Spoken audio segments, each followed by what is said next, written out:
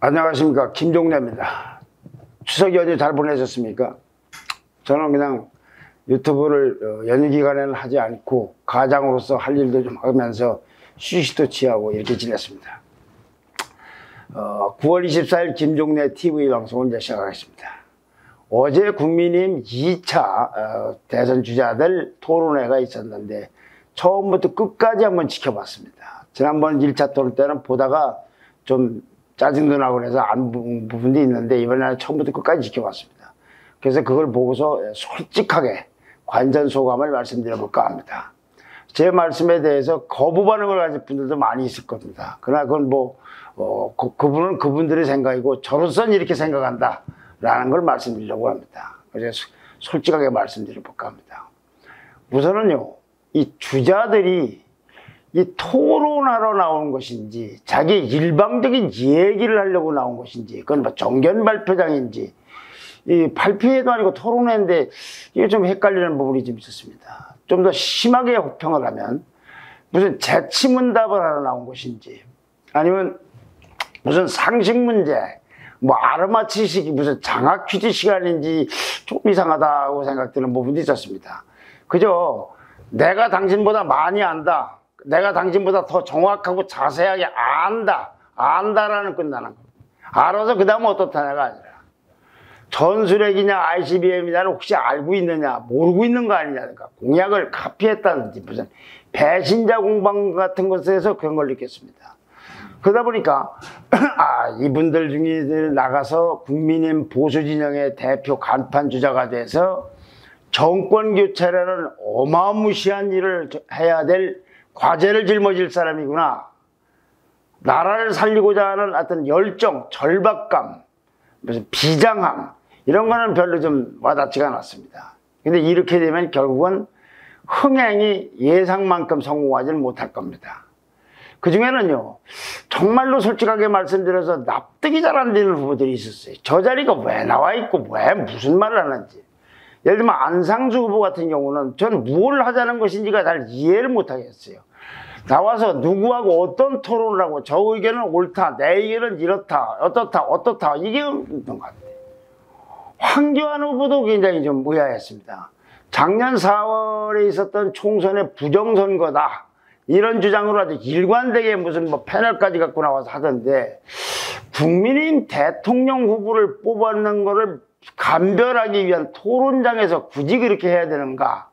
저것이 국민의힘의 당론도 아닌데 대선 후보를 정하는 자리에 와서 그렇게 집요하게 지난번에 이어서 이번에도 또 저렇게 거론할 이유가 있는가? 게다가 그걸과 연관시켜서 국민의힘 주자를 뽑는 여론조사 방법 등 이 경선 누레까지 이 일을 얘기하고 있습니다. 차라리 대통령이 내가 되면 저 부정선거 문제를 어떻게 하겠다는가? 그 당시 선거를 완전 무효로 하겠다는 것인지 아니면 어떻게 하겠다는 것인지 무슨 그런 걸 공약으로 내세우는 게 어떤지 모르겠지.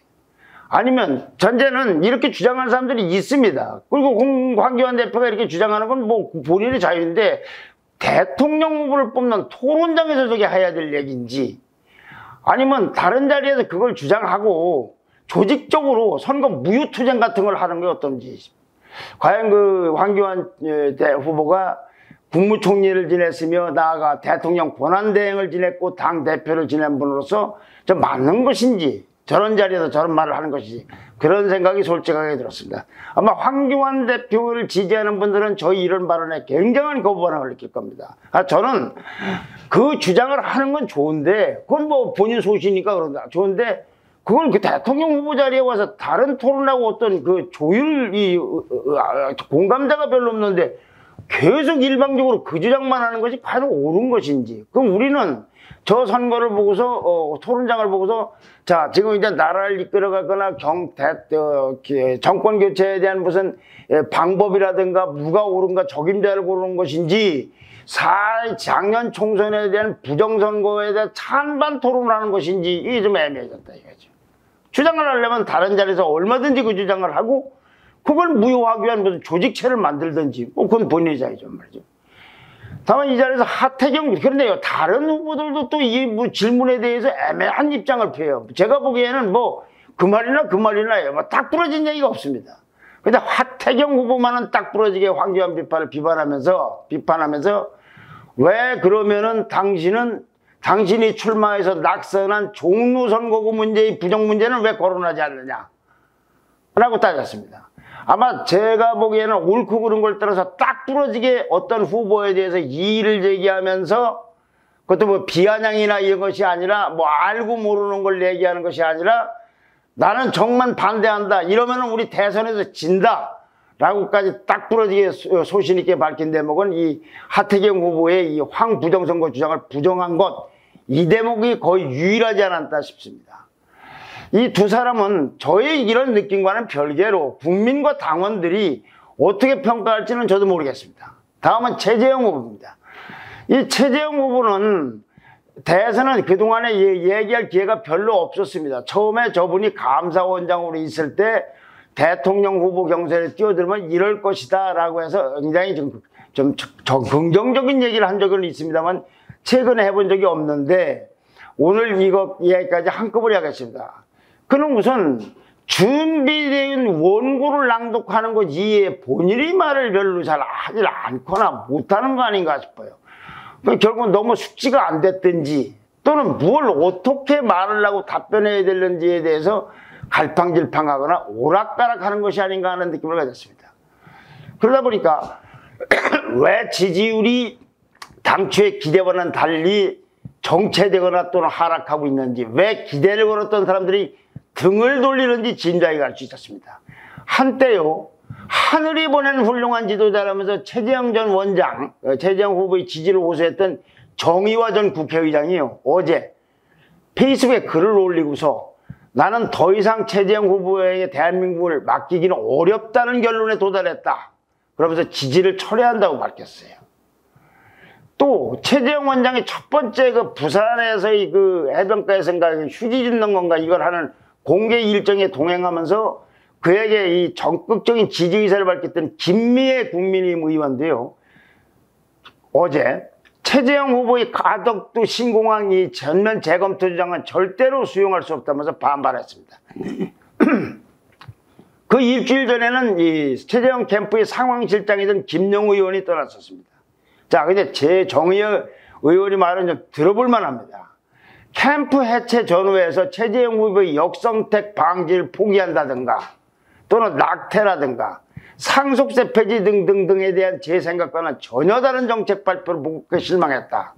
오늘 가덕도 신공에 대한 발언을 접하고는 아연실색했다.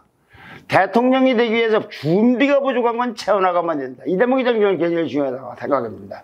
대통령이 되기 위한 준비가 부족한 건 채워나가면 된다. 그렇지만 정치 철학의 문제, 한국 사회의 방향성에 대한 근본 시각은 그건 고쳐질 수가 없는 것이다 이거죠. 최근 한 달 동안 최재형 후보의 정책 발표 행포는 지지율 하락을 반전시키기 위해서 이 논쟁적 사안에 극단을 선택하면서 논란을 쏟아낸 것이다. 이거는 표를 의식하는 기존 정치인과 다를 바가 없는 모습이라고 그랬습니다. 준비가 안 된 건 보완할 수 있지만 철학이 다른 건 이건 곤란하다. 김미애 의원은요, 리더는 자신의 소신도 중요하지만 다른 의견을 존중하고 포용할 줄 아는 유연하고 균형적인 사고와 태도 역시 반드시 갖춰야 될 덕목이라고 비판했습니다. 이걸 같이 했던 사람들이 이런 이유를 내면서 등을 돌렸다. 물론 이렇게 떠나간 사람들이 이걸 내세워서 떠났는지는 모르겠어요. 전망이 많지 않으니까. 그럼에도 불구하고 이분들은 같이 했던 사람이고 대통령을 출마할 사람들이 아니고 주자로 나선 사람이 이렇게 가까이 서 있던 사람들, 하늘이 낸 지도자라고 한 사람들까지도 이렇게 등을 돌리는 것, 이거는 확실히 최재형 후보에게는 문제점이 있구나라는 걸 어제 토론에서 저는 느꼈습니다. 결국은요, 이런 후보들은 최종 후보가 목적인지 국민의힘 후보가 되는 게 아니면 10월 8일쯤에 있을 4인만 살아남는 2차 컷오프, 이제 지금 8명인데 11명에서 8명으로 줄였고 이걸 4명으로 줄이는 2차 컷오프 그 명단에 들어갈 그걸 때문에 저렇게 초조하고 또 튀는 행동을 하는 것이 좀 이해가 안 갔습니다. 윤석열 전 총장 후보는 그래도 자신감을 전보다는 좀 회복한 것 같습니다. 그럼에도 갈 길이 먼 것 같습니다. 예를 들면 이런 거예요. 주택 문제가 얼마나 심각합니까? 근데 주택 청약을 만들어 본 적 있냐고 유승민 의원이 질문하니까 집이 없어서 만들어지 못했다.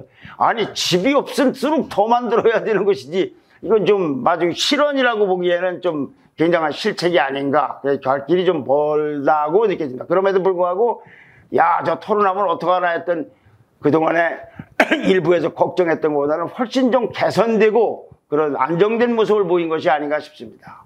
홍준표 후보는요, 토론의 달인이라는 명성이 좀 무색하게 그 토론의 장기를 거의 발휘를 좀 못한 게 아닌가 싶어요.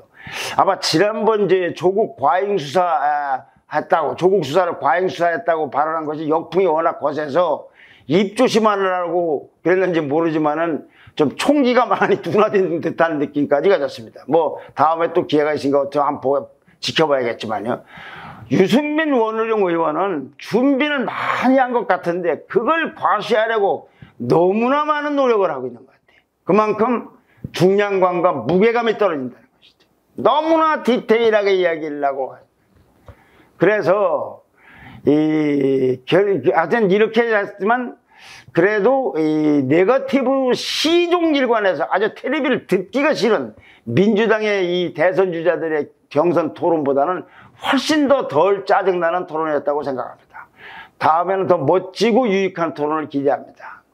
단 한 가지 주문하고 싶은 건요, 지금 삶이 피폐해진 국민은 더 멋진 말, 더 재치 있는 말, 더 센스 있는 말, 더 말이 기술이 뛰어나는 것, 또는 신랄하게 상대방을 공격하는 것, 또는 그럴듯한 담론 있는 것, 무슨 이런 것보다는요, 다소 좀 흠이 있더라도 유능하고 문제 해결할 수 있는 사람을 갈망한다는 것, 이거를 좀 잊지 않고서 다음 토론에 좀 임해줬으면 하는 기대를 해봅니다. 다음 방송은 내일과 모레 있을 민주당의 호남 경선 얘기를 하겠습니다. 좋아요와 댓글과 구독 신청 부탁드립니다. 감사합니다.